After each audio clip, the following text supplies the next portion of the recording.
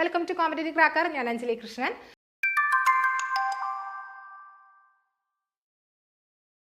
നമുക്കിന്ന് ഹിസ്റ്ററിയുടെ PYQ നോക്കാം. History PYQ എന്ന് പറഞ്ഞാൽ കേരള ഹിസ്റ്ററിയുടെ PYQ ആണ്. അപ്പോൾ നമുക്കറിയാം കേരള ഹിസ്റ്ററിയിൽ ഏറ്റവും ഇമ്പോർട്ടൻ്റ് ആയിട്ടുള്ള ഒരു ഏരിയ എന്ന് പറഞ്ഞാൽ റിനൈസൻസ് ആണ് അല്ലേ. Kerala renaissance leaders. അവിടെ നമ്മൾ ശ്രീനാരായണ ഗുരു, ചട്ടമ്പിസ്വാമി, അയ്യങ്കാളി, മന്നത്ത് പത്മനാഭൻ, അത് അങ്ങനെ കുറച്ചധികം ലീഡേഴ്സിനെ നമുക്ക് പഠിക്കാനുണ്ട്. ഇനി അതുകൂടാതെ നമുക്ക് വിമൻസ് റിനൈസൻസ് ലീഡേഴ്സിനെയും നമ്മൾ എന്ത് ചെയ്യുന്നുണ്ട്, അവിടെ പഠിച്ചു പോകുന്നുണ്ട്. ആര്യപ്പള്ളം അത് മുതലുള്ള ഒത്തിരി ലീഡേഴ്സിനെ പറ്റി പഠിക്കാനുണ്ട്. ഇനി ഏറ്റവും ഇമ്പോർട്ടൻ്റ് ആണെന്ന് പറഞ്ഞിട്ടുണ്ടെങ്കിൽ ഏറ്റവും ഇമ്പോർട്ടൻ്റ് ആയിട്ടുള്ള ഏരിയ ആണ്. മസ്റ്റായിട്ടും ചോദിക്കുന്ന ഒത്തിരി ക്വസ്റ്റ്യൻസുകൾ നമുക്ക് PSCയിൽ നമുക്ക് കാണാനായിട്ട് സാധിക്കും. അത് statement level, match the following, അങ്ങനെ പല രീതിയിലുള്ള ക്വസ്റ്റ്യൻസുകളാണ് നമുക്ക് കാണാൻ സാധിക്കുന്നത്. ഫസ്റ്റ് ക്വസ്റ്റ്യൻ എന്താണ്? മന്നത്ത് പത്മനാഭനെ സംബന്ധിച്ച് ശരിയായ പ്രസ്താവനകൾ കണ്ടെത്തുക എന്നാണ് പറഞ്ഞിരിക്കുന്നത്. 1947 മുതുകുളം പ്രസംഗവുമായി ബന്ധപ്പെട്ട സാമൂഹ്യ പരിഷ്കർത്താവ്, 1959 വിമോചന സമരത്തിന് നേതൃത്വം നൽകി, ഭാരത കേസരി എന്നറിയപ്പെടുന്ന നവോത്ഥാന നായകൻ, 1935 കോഴഞ്ചേരി പ്രസംഗം നടത്തിയ നേതാവ്. അപ്പൊ ഇതിൽ ഏതാണ് ശരിയായ പ്രസ്താവന എന്ന് പറയുമ്പോൾ 1, 2, 3 ഇവിടെ ശരിയായിട്ടുള്ള പ്രസ്താവന. 1, 2, 3. ഇനി 4 എന്താണ് തെറ്റാൻ കാരണം?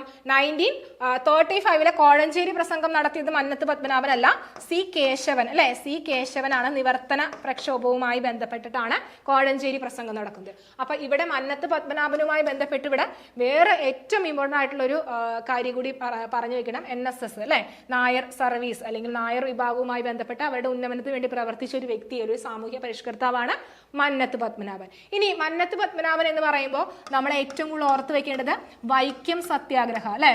വൈക്കം സത്യാഗ്രഹ 1924 വൈക്കം സത്യാഗ്രഹവുമായി റിലേറ്റ് ചെയ്തിട്ട് ഒരു സവർണ ജാഥ സംഘടിപ്പിച്ചു അല്ലെ. സവർണ ജാഥ സംഘടിപ്പിച്ചത് ആരാണ്? മന്നത്ത് പത്മനാഭനാണ്. അപ്പൊ ഇത്രയും പോയിന്റുകൾ ഇവിടെ ഓർത്ത് വെക്കുക. 1947 മുതുകുളം പ്രസംഗവും, അതുകൂടാതെ 1959 വിമോചന സമരത്തിന് നേതൃത്വം നൽകി. വിമോചന സമരം നമ്മൾ അങ്കമാലി ആണ് അല്ലെ. അങ്കമാലിയാണ് വിമോചന സമരത്തിന്റെ പ്രധാനപ്പെട്ട ഒരു സ്ഥലം എന്ന് പറയുന്നത്. അതുകൂടി ഓർത്ത് വെക്കുക. ഇനി നെക്സ്റ്റ് ക്വസ്റ്റ്യൻ നോക്കിക്കോളൂ. കുമാരഗുരുദേവനെ സംബന്ധിച്ച് തെറ്റായ പ്രസ്താവന കണ്ടെത്തുക എന്നാണ് പറഞ്ഞിരിക്കുന്നത്. പൊയ്കയിൽ അപ്പച്ചൻ എന്നറിയപ്പെടുന്നു. പ്രത്യക്ഷ രക്ഷാ ദൈവസഭയുടെ സ്ഥാപകൻ. വെട്ടിയാട്ട് അടി ലഹള അദ്ദേഹവുമായി ബന്ധപ്പെട്ടിരിക്കുന്നു. ക്രിസ്തീയ സമുദായത്തിൽ നിലകൊണ്ട ജാതീയ ഉച്ചനീചർക്കെതിരെ പ്രവർത്തിച്ചു. അപ്പൊ ഏതായിരിക്കും ഇവിടെ ആൻസർ ആയിട്ട് വരിക? 4 മാത്രമാണ് ഇവിടെ എന്താണ് തെറ്റായ പ്രസ്താവനയായിട്ട് വരുന്നത്. അവിടെ 1ഉം 2ഉം എന്താണ് ഇവിടെ കറക്റ്റ് ആണ്. പൊയ്കയിൽ അപ്പച്ചൻ അല്ലെ, അതുകൂടാതെ അദ്ദേഹത്തിന് പല പേരുകളിൽ അറിയപ്പെടും അല്ലെ. പൊയ്കയിൽ യോഹന്നാൻ,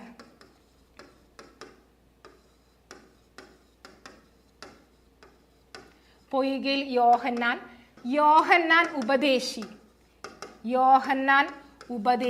അങ്ങനെ പല പേരുകളിൽ അദ്ദേഹത്തിന് പൊയ്കയിൽ ശ്രീ കുമാരഗുരുദേവനെ അറിയപ്പെടുന്നുണ്ട്. അപ്പൊ അത് ഓർത്ത് വെക്കണം. ഇനി പ്രത്യക്ഷ രക്ഷാ ദൈവസഭയുടെ സ്ഥാപകൻ, ഇതിന്റെ ഹെഡ് ക്വാർട്ടേഴ്സ് വരുന്നത് പത്തനംതിട്ടയാണ് കേട്ടോ. പത്തനംതിട്ടയാണ് ഹെഡ് ക്വാർട്ടേഴ്സ് വരുന്നത്. ഇരവിപേരൂരാണ് ഹെഡ് ക്വാർട്ടേഴ്സ് വരുന്നത്.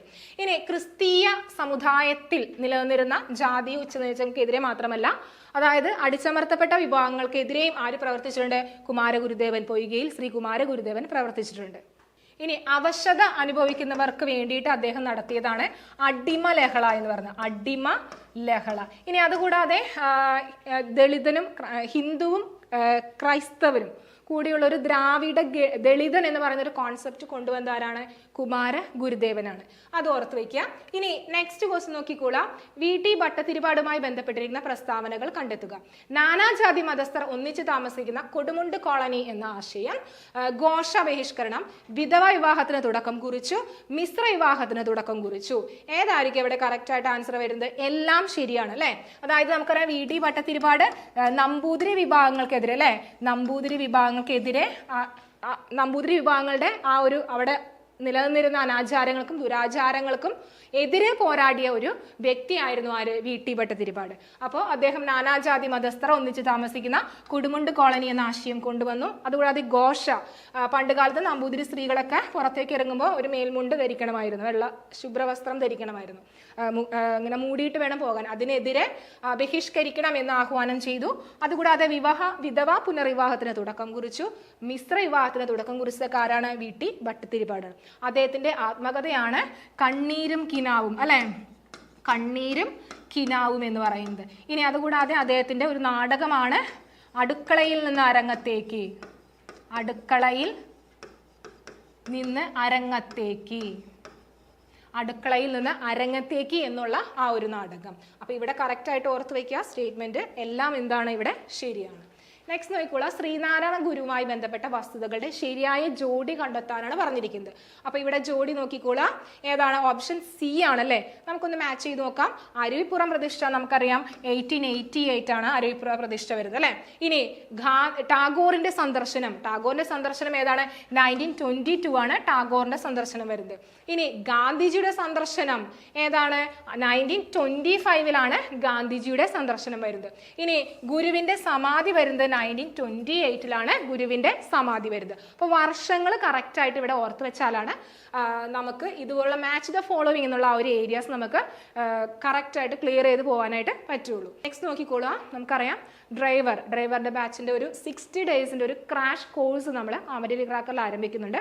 ഇവിടെ നമ്മൾ വളരെ ഇന്റൻസീവ് ആയിട്ട് ടൈം ടേബിൾ ബേസ് ചെയ്തിട്ട് സിലബസ് ഓറിയന്റഡ് ആയിട്ടാണ് പഠിക്കുന്നത്. ഇവിടെ ഒരു വാട്സപ്പ് ഗ്രൂപ്പും അതുകൂടാതെ നിങ്ങൾക്ക് ഒരു മെന്റർ ഉണ്ടാകും. മെന്ററിന്റെ സഹായത്തോടു കൂടിയാണ് നിങ്ങൾ പഠിച്ചു തുടങ്ങുന്നത്. ടൈം ടേബിൾ ബേസ് ചെയ്തിട്ട് ഓരോ ദിവസം പഠിക്കേണ്ട ടോപ്പിക്സുകൾ എന്തൊക്കെയാണെന്ന് മെന്റർ നിങ്ങൾക്ക് നിർദ്ദേശം തരും. ഇനി അതുകൂടാതെ നിങ്ങൾക്ക് ഒരു കോഴ്സ് ഉണ്ട്, കോഴ്സ് ബേസ് ചെയ്തിട്ടാണ് പഠിക്കുന്നത്. അവിടെ നമുക്ക് റെക്കോർഡിംഗ് ക്ലാസ്സുകൾ, PDF നോട്ട്സുകൾ, അതുകൂടാതെ എക്സാംസുകൾ അവൈലബിൾ ആണ്.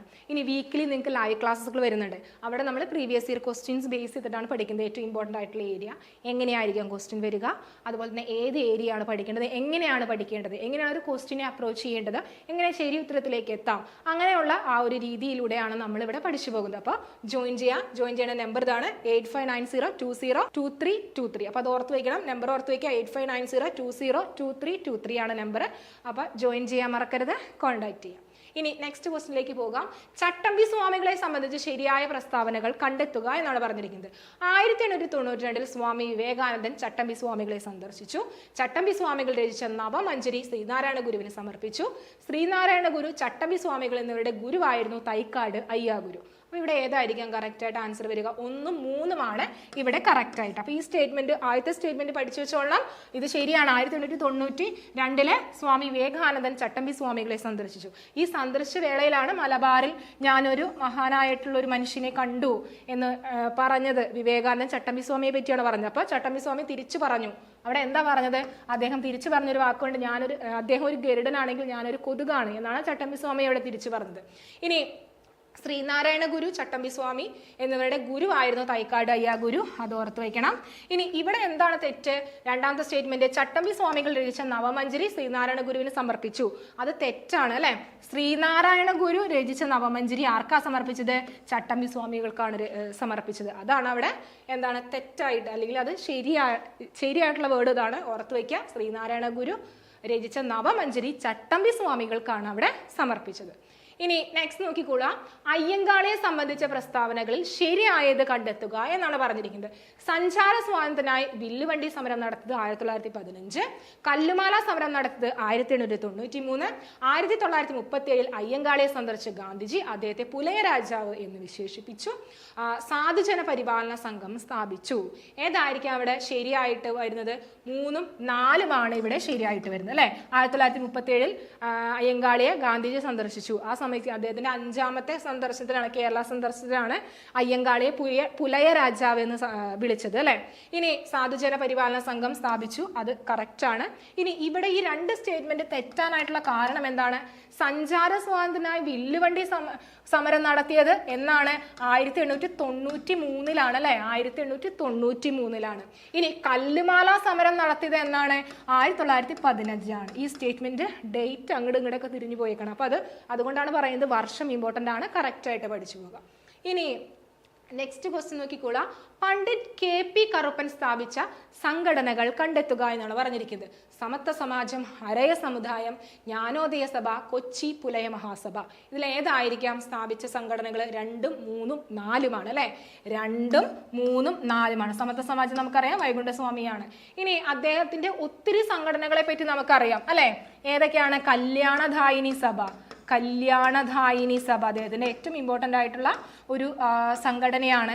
അതുപോലെ തന്നെ വല സമുദായ പരിപോഷിണി സഭ, വല സമുദായം, ഇതൊക്കെ എന്താണ് അദ്ദേഹവുമായിട്ട് പണ്ഡിറ്റ് KP കറുപ്പനുമായിട്ട് റിലേറ്റ് ചെയ്ത് വരുന്ന സംഘടനകളാണ്.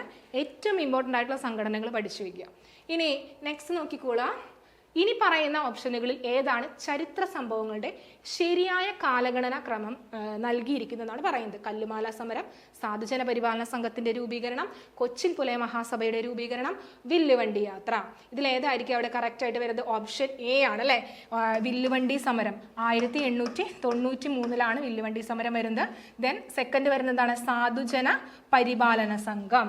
സാധുജന പരിപാലന സംഘം വരുന്നത് 1907 അല്ലേ, 1907 സാധുജന പരിപാലന സംഘം വരുന്നത്. ഇനി നെക്സ്റ്റ് വരുന്നത് കൊച്ചിൻ പുലയ മഹാസഭ. കൊച്ചിൻ പുലയ മഹാസഭ വരുന്നത് 1930 അല്ലെ, 1913 കൊച്ചിൻ പുലയ മഹാസഭ വരുന്നത്. ഇനി കല്ലുമാല സമരം. കല്ലുമാല സമരം വരുന്നത് 1915 1950 കല്ലുമാല സമരം വരുന്നത്. അപ്പോൾ അതുകൊണ്ടാണ് പറയുന്നത് കറക്റ്റ് ഡേറ്റുകൾ ഓർത്ത് വെച്ചിട്ട് വേണം ഇവിടെ പഠിക്കാനായിട്ട്. അപ്പോൾ ഡേറ്റ് അറിയാൻ മാത്രമാണ് നമുക്ക് ഈ ഒരു ഓപ്ഷൻസ് കറക്റ്റായിട്ട് ആൻസർ ചെയ്യാനായിട്ട് പറ്റുള്ളൂ. അപ്പോൾ കറക്റ്റായിട്ട് ഡേറ്റുകൾ ഓരോന്നിൻ്റെ ഓർത്ത് വയ്ക്കുക. ഇനി നെക്സ്റ്റ് ക്വസ്റ്റ്യൻ നോക്കിക്കോളാം. താഴെ കൊടുത്തിരിക്കുന്നതിൽ ശ്രീനാരായണ ഗുരുവുമായി ബന്ധപ്പെടാത്തത് ഏത് എന്നാണ് ചോദിക്കുന്നത്. ആത്മോപദേശ ശതകം, അദ്വൈത ചിന്താപദ്ധതി, വേദാന്ത സംഗ്രഹം, ദർശനബാല. ശ്രീനാരായണ ഗുരുവുമായി ബന്ധപ്പെടാത്തത് എന്നാണ് പറഞ്ഞിരിക്കുന്നത്. ഏതാണ് അവിടെ? ബിയും സിയും ആണ് ഇവിടെ ബന്ധപ്പെടാത്തത്. അദ്വൈത ചിന്താപദ്ധതി ആരുടെയാണ്? ചട്ടമ്പി സ്വാമികളുടെയാണ് അദ്വൈത ചിന്താപദ്ധതി അല്ലെ. ഇനി നെക്സ്റ്റ് ക്വസ്റ്റ്യൻ നോക്കിക്കോളാം. ശ്രീ ചട്ടമ്പി സ്വാമികളുടെ ഗ്രന്ഥങ്ങളുടെ കൂട്ടത്തിൽ നിന്ന് ശരിയായവ കണ്ടെത്തുക എന്നാണ് പറഞ്ഞിരിക്കുന്നത്. പ്രാചീന മലയാളം, ആദിഭാഷ, വേദാധികാര നിരൂപണം, ആത്മോപദേശ ശതകം. ഏതായിരിക്കും ഇവിടെ കറക്റ്റ് ആയിട്ട് വരുന്നത്? 1, 2, 3 അല്ലെ.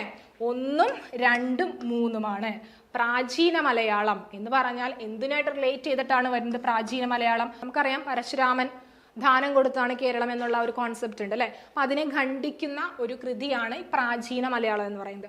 അതുകൂടാതെ അതായത് ജാതിരഹിതമായിട്ടുള്ള ഒരു ആദ്യകാല ഒരു കോൺസെപ്റ്റ് അല്ലെങ്കിൽ ഒരു സൊസൈറ്റി കേരളത്തിൽ നിലനിന്നിരുന്നു എന്നതിനെ ബേസ് ചെയ്തിട്ട് അല്ലെങ്കിൽ ആ ഒരു ആശയത്തെ ബേസ് ചെയ്തിട്ടാണ് പ്രാചീന മലയാളം എന്നുള്ള ആ ഒരു കൃതി രചിച്ചിരിക്കുന്നത്.